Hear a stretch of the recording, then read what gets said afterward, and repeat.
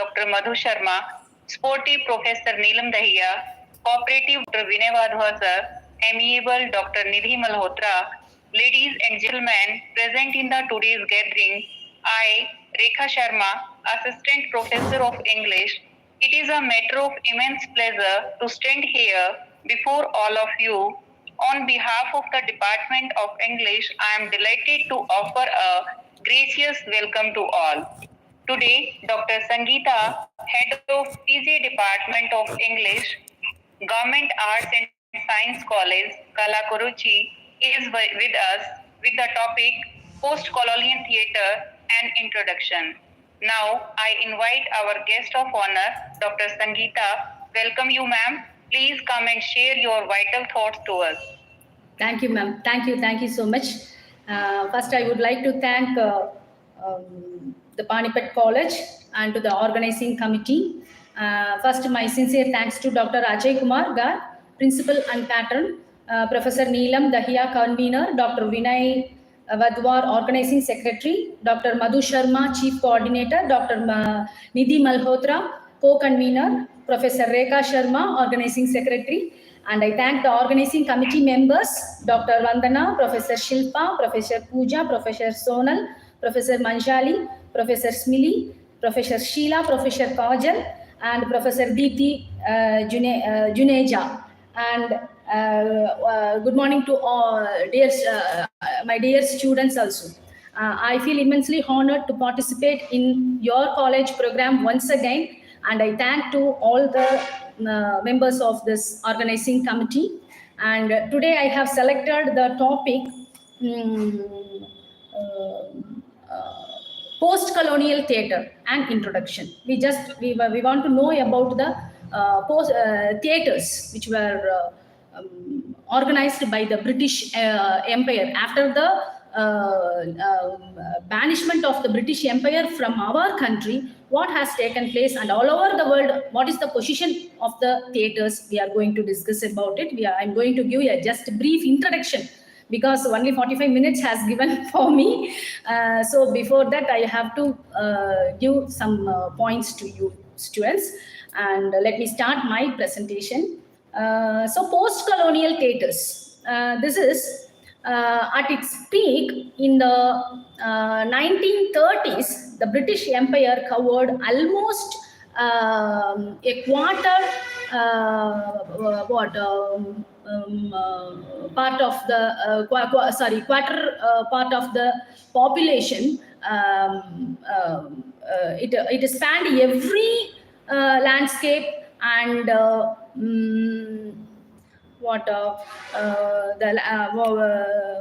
surface, and embraced nearly a quarter of its population, and it spanned every continent except Europe.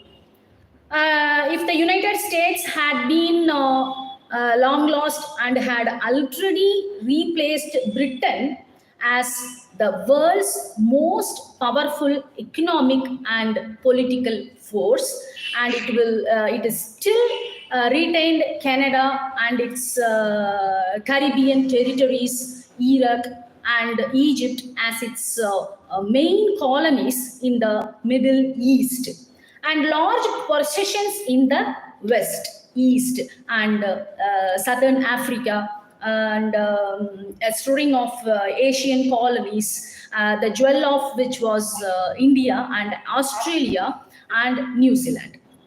So the nature and status of these constituents of empire were extremely varied.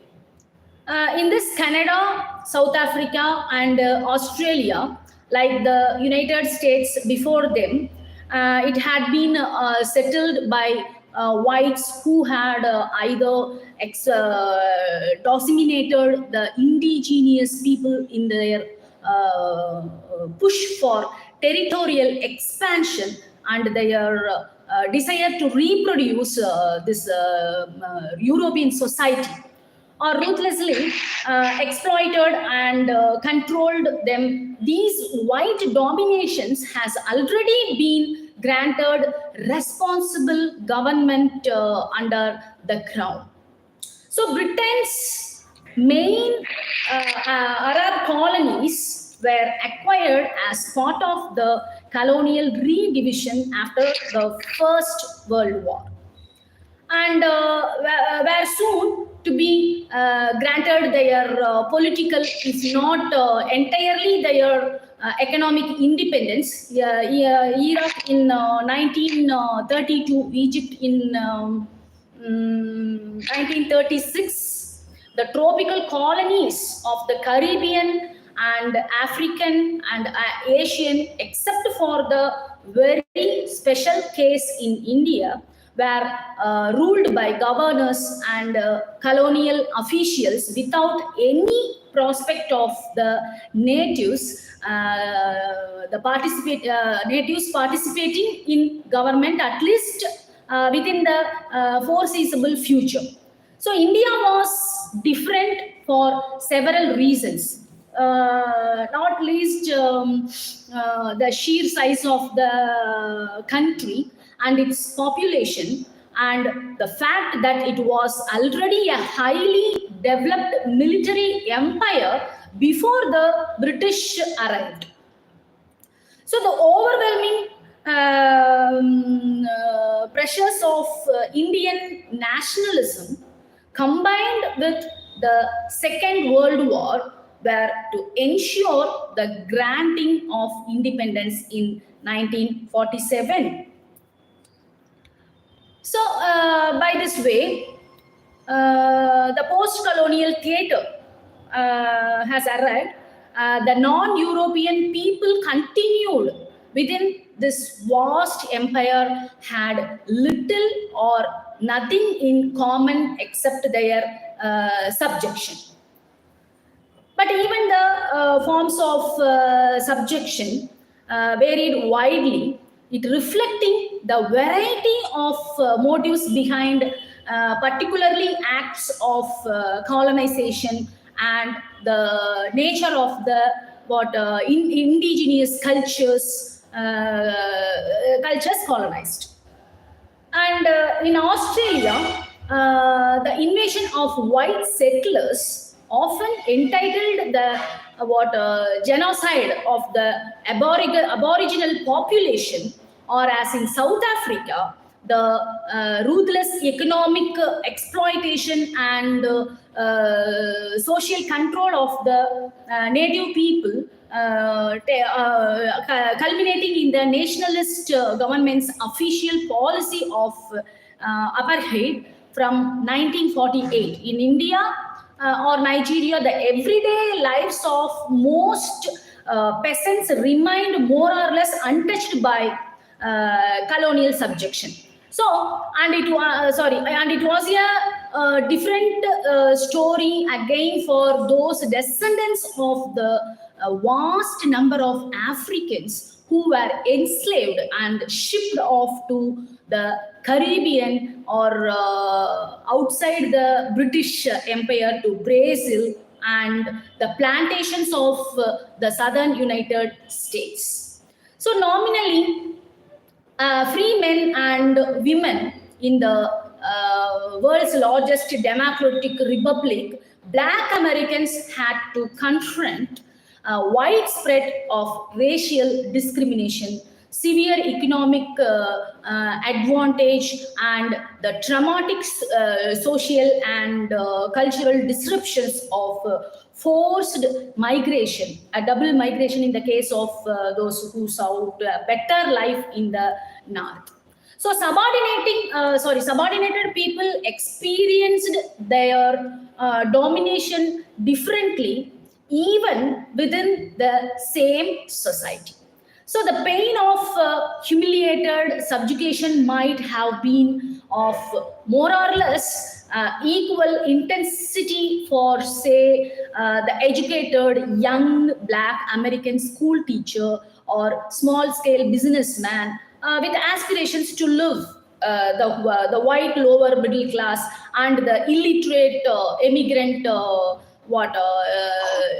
sharecropper from the south struggling to survive at the bottom of the heap in the northern ghetto, But the context and psychological impact of that humiliation were likely to be very different.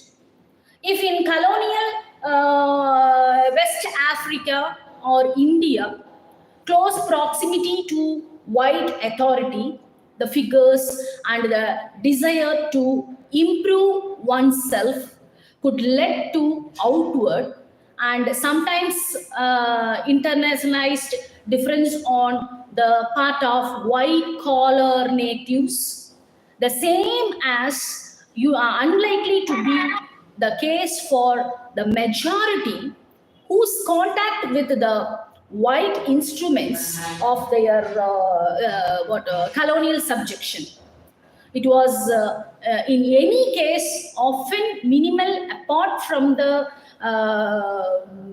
humiliations enforced by the color bar or petty apartheid of the experience of colonial oppressions was for the masses more likely to be blatantly colonial oppression was the only thing, and it was the economic and social involving exploitation of their labor and and disregard for what they might regard as their basic human rights than subtly psychological.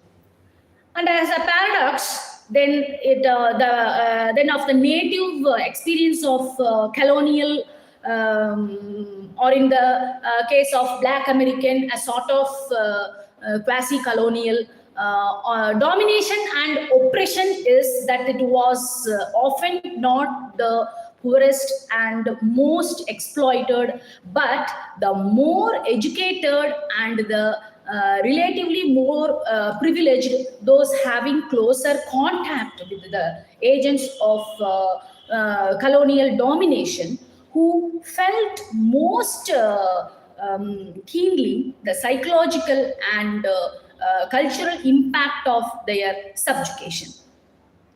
So the classical studies of this syndrome are those by the Antillean psychiatrist Franz Fanon, who identified what he calls a massive psycho-existential complex in the relations between the colored colonized and white colonized, involving an existential deviation forced on its victim by white civilization and European culture. And central to Fanon's thinking of Hegel's perception of recognition as the basis of self-consciousness and of human relationship, self-consciousness exists in itself and for itself in that and by the fact that it exists for another self-consciousness.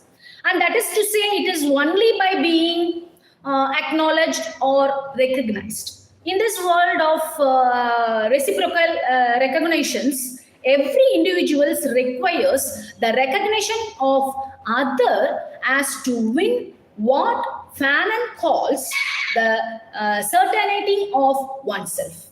We all, in other words, experience our being through others. So what has happened in the historical relations between whites and blacks is that because of its belief in its racial superiority associated with the economic and military dominance of colonialism, the white race has disrupted the reciprocity of the fundamental process of recognition. So the black person looks for the human recognition accorded him by the other. But when the other is white, that acknowledgement is withheld, and the black is deprived of his certainty of himself. So the black man makes himself abnormal, and the white is at once the perpetrator and the victim of a delusion. So this is it. So in this process of mutual recognition and cultural relationship, language is crucial. And this H.O.D, the Negro and the language, it is defined by Fanon declares that to speak is to exist absolutely for the other. This was the idea of Fanon. So the act of communication through speech implies argument by the speaker to be at least for that moment a subject who voluntarily functions as an object for the other. At the same time, to speak a language is to take on a world, relations between black and white. The white other only recognizes the humanity of his black interlocutor to the extent that the latter but has mastery of the white language. So the Negro of the Antilles will be proportionately whiter. That is, he will come closer to being a real human being. In direct ratio to his mastery of the French language, which is also the mastery of French culture. A European foreigner trying to communicate with a French person but ignorant of his or her language may cause frustration but will not be despised. So since it is understood that that person has a language, a history, a culture of his or his own, not so the black or who is credited with none of these attributes, he can only aspires to the status of an honorary Frenchman, to the extent that education gives him a language that endows him with at least the appearance of civilization.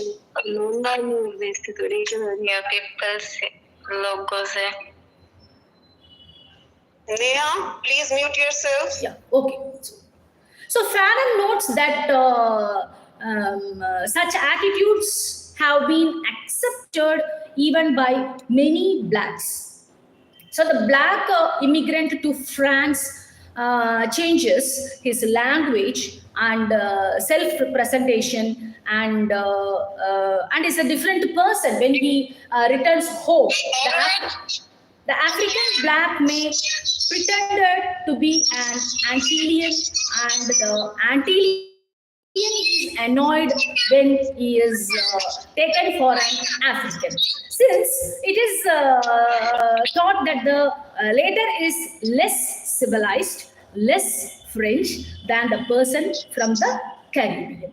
So there are many important cultural differences between British and French colonialism with its assimilationist policy of creating black Frenchmen. And Fanon is in any case careful to insist that his observations and conclusions are valid only for the Francophone West Indies, and his personal experience of which, along with his work for the Algerian national liberation movement, so deeply he was deeply influenced his theories. And moreover, he recognizes that the form of cultural and racial alienation experienced by those educated persons like himself is of an almost intellectual character and quite different from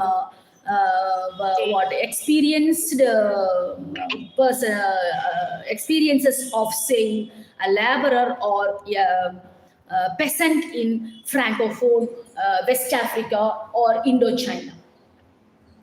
And it nevertheless, Fanon asserts that the same behavior patterns obtained in every race that has been subjected to colonization. So Fanon spoke with the authority both of personal experience and of his knowledge as a psychiatrist. And he wrote his echoed by other black writers and intellectuals with quite different kinds of colonial or oppressed histories when they comment on the psychological and cultural phenomena of subjugation. For example, the Nigerian playwright Wole Soyinka, whose work we shall consider later, has written of the fragmented one and even distorted consciousness of the black people in the mid of the domineering culture. And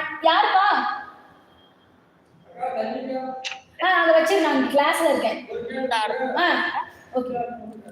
So consciousness and the black people in the mid of the dominating culture, and the black American writer James Baldwin in the fire next time, writes eloquently of what he believes has been the characteristics, experiences of generations of black Americans. So this is it. And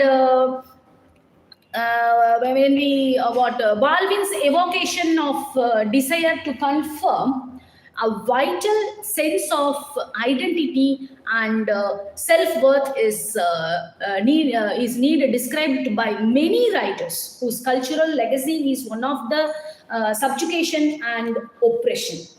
And it is the inevitable reaction to a social extent in which an alien white power calls the shots and has the power to define, to judge it. And it is evidently not a single unitary experience, and it is the same in all contexts. And the desire for self validation, for a secure sense of identity, might involve a psychological internalization of a white ideal and be expressed like the conduct of Fanon's Antillean in France, and as mimicry of white language, behavior, and attitudes. But this is an extreme type of reaction. So, reaction to subjugation, and as Baldwin points out this, I do not know many Negroes who are eager to be accepted by white people, still less to be loved by them. So this was by the words of Baldwin, quite a different kind of response to the need for a recognition of one's human worth, maybe resistance and self-assertion, and what Soyinka calls the quest for racial retrieval, for the recovery of an authentic cultural existence. It is such a sustained and strong resistance, the oppressed person's achievement of his or her own authority, which Baldwin identifies as the something very beautiful contained in the struggle to achieve identity. So we must be cautious even so about assuming that all colonized or oppressed people have somehow lost their identity. So Soyinka, for example, is scathing about the kind of modern African writer who even tried to give society something that the society had never lost its identity. So the identity is an important one. So the exercise of oppressive power may have sought to impact or at least had the effect of doing so, and the sense of a unique cultural identity by eradicating it altogether, or by bastardizing it, or by marginalizing it to the point of impotence. Some subjugated people, the Australian Aborigines, for example, have been so culturally devastated by white invasion, and that many of its members have virtually lost all connection with and sustenance from their cultural heritage. But in colonized societies with rich indigenous cultures, for example, West Africa or India, that remained largely intact, whatever the colonists may have wished or done. Not only was cultural identity not lost, it has served as a potent weapon in the struggle for independence and liberation. Similarly, similar caution is necessary about the issue of language in subordinated cultures, which as Fanon and others have shown, it's crucially related to related to the need for a secure cultural identity and to the achievement of self-worth and self-determination. So it is rather fashionable in discussions of post-colonial literature and drama to assert that the colonial subjugation robbed indigenous writers of their own voices, reducing them to mimicry or silence. So only gradually, according to this line of thought, did post-colonial writers through of their linguistic and cultural chains, reappropriating the language of subjection and reforming it to become an authentic expression of their own experiences. Though there are enough elements of truth in this account to make it persuasive, there are also serious omissions and distortions it tends to ignore, perhaps because of linguistics ignorance, the remarkable range of literature and performance in indigenous languages that articulated criticism and resistance to colonial rule and its characteristics. And it also seems hard to square with a passage such as the Australian Aboriginal dramatist and poet Jack Davis's autobiography. We can get some points from those autobiographies. And what Davis expresses in his fascination both with English and in the case of Aborigines, the language of a particularly barbaric oppression, and with his own tribal language, with apparently no great distinction made between them, and our sense of resentment against the alien tongue. So something equally surprising, at least if one thinks of post-colonial writers as silenced by the language of colonial subjugation, is expressed by the Indian playwright Badal Sirgar, and whose work will also be discussed in the post-colonial literature. And let us see what the language. This language has been a window to the wide world, and this was the main point in that post-colonial literature.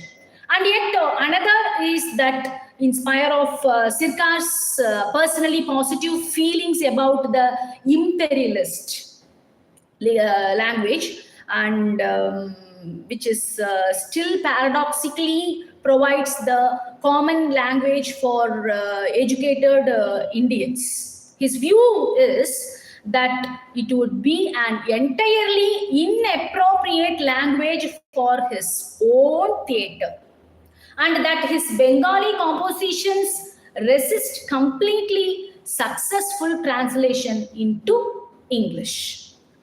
And these examples are not intended to demonstrate the post-colonial writers, wherever theorists may say have been really quite comfortable with the inherited colonial language, but to suggest the real complexity of the language issue.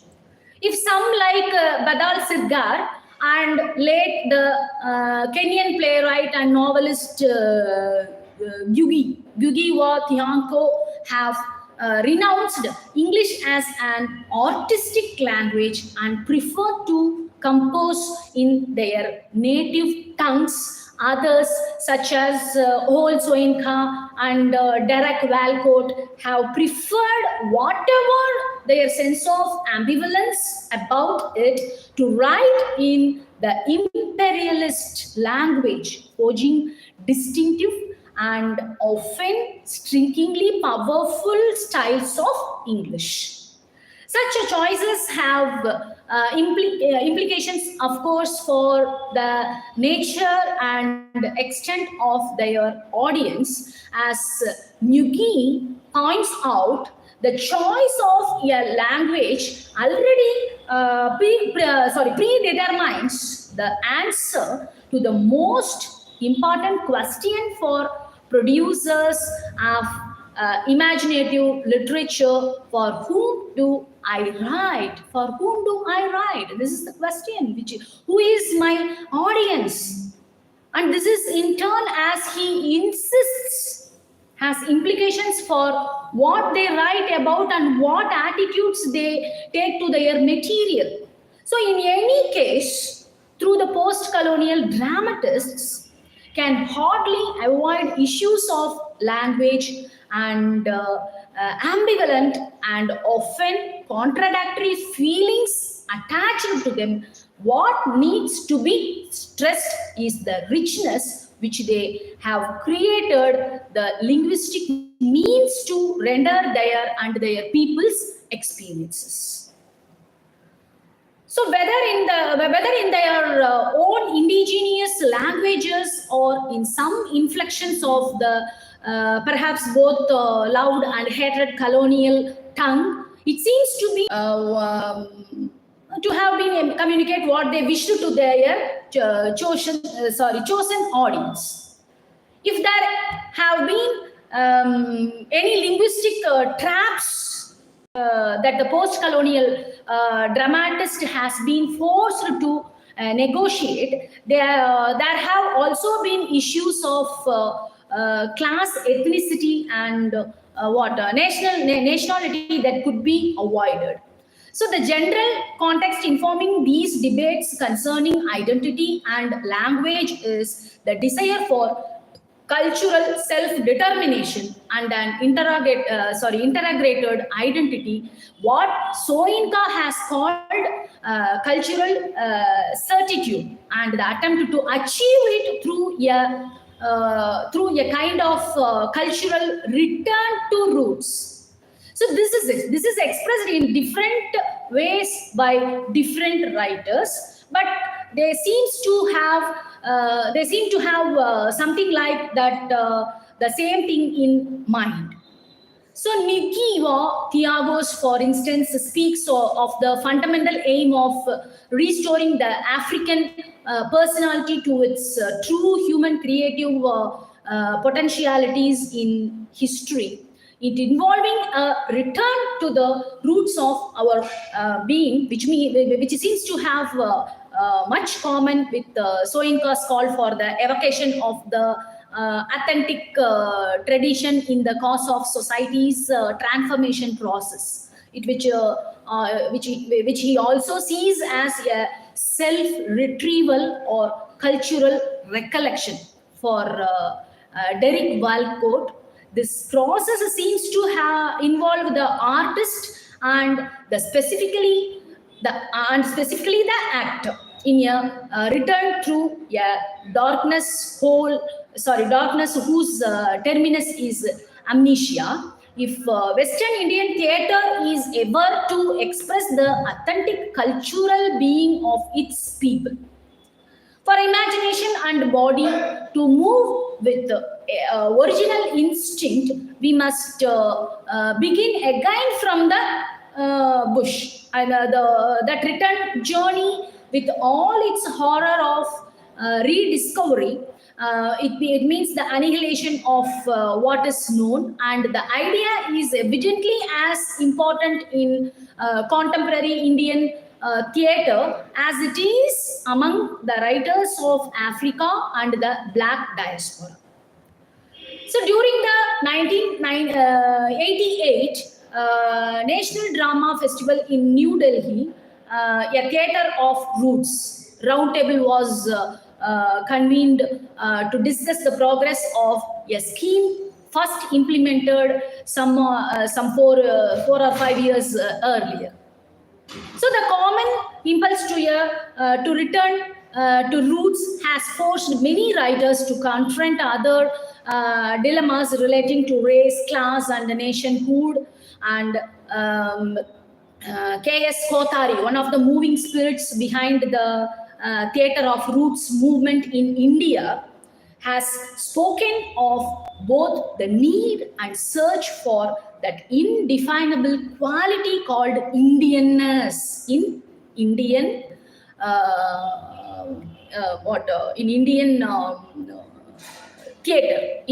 theatre.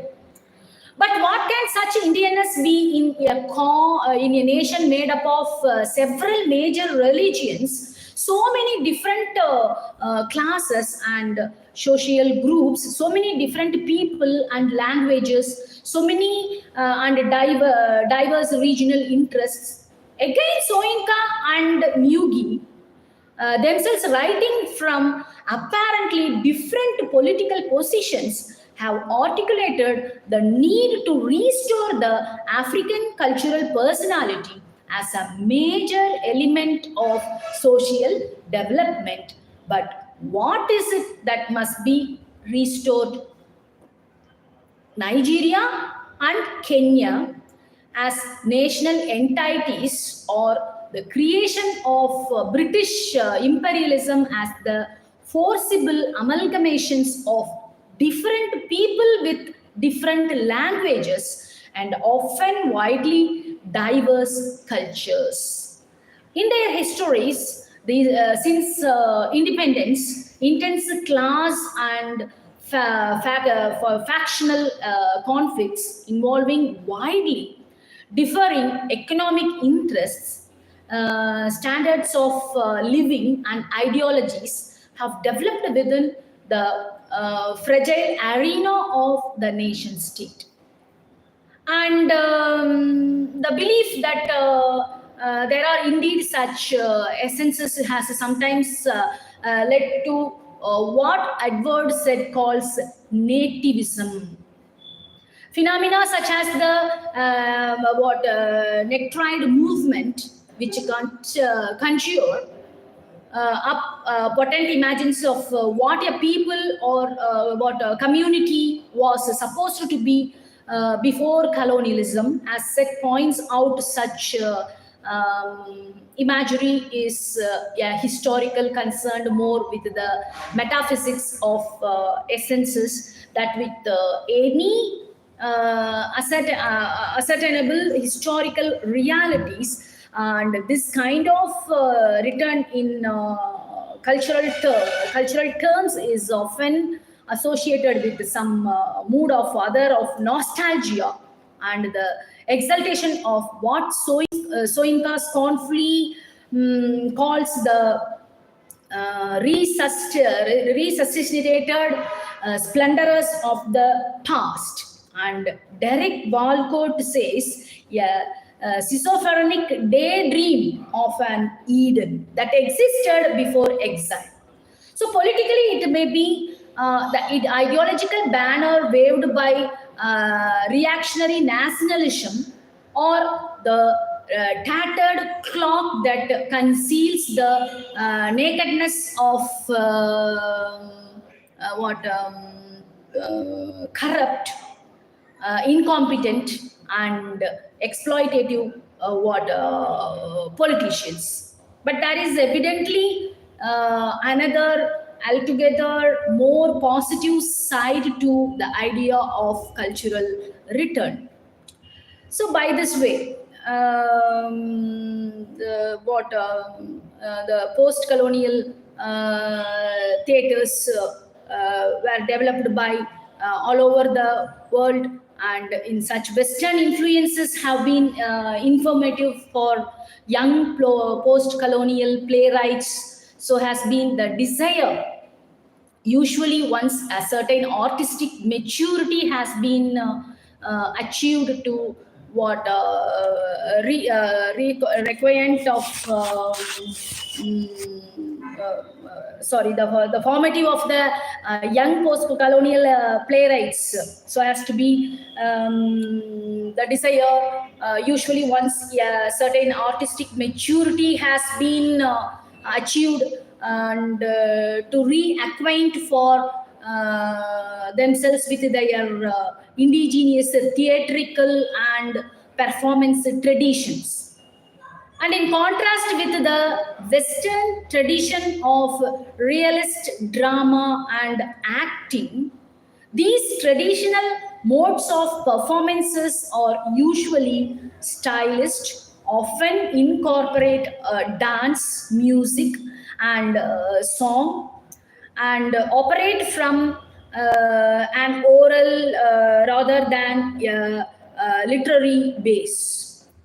In relation to the dramatists discussed here, they embrace a remarkable range, including Indian, classical, and folk forms, Western African and Caribbean storytelling performance, and Yoruba ritual dramas propounded in honor of Ogan and other deities. Aboriginal storytelling and corroborees and preaching in Black American churches. So the discovery of the rediscovery of the performance traditions has been served to emphasize the limitations of Western realism in terms of both writing and performance. So let me conclude, because the time is nearing, only 45 minutes I have to complete, so I may come to the last part. In such post but neo-colonial context, dramatists have created theatre for a variety of urgent cultural functions. They have often been concerned to use the stage to define and affirm their people's cultural personality in the face of continuing cultural, economic, and political subjugation. So by recovering the past, freed from the biases of metropolitan or mainstream history, they have often sought to expose the force that still abstract liberation, whether these be for blacks in America, Australia, or South Africa. and the oppressions of dominant white society or the mendacity of ruling indigenous elites, or and these are sometimes the most potent antagonists and the most difficult to confront attitudes and behavior ingrained within the oppressed themselves. 5 minutes. So they have sometimes looked inward, questioning the nature, status, and effect of art and the artist in their societies. And they have also, at their finest, intimated where might be found the sources of cultural renewal. For culture is a continuing process of decay and renewal, where one might at least begin the journey towards the country of the soul. So this is the brief introduction to the post-colonial theatre, and I need some more time to give the elaborate explanation, but the time is very short. So I briefly conclude my presentation. That is it. Thank you. Thank you, ma'am. Thank you.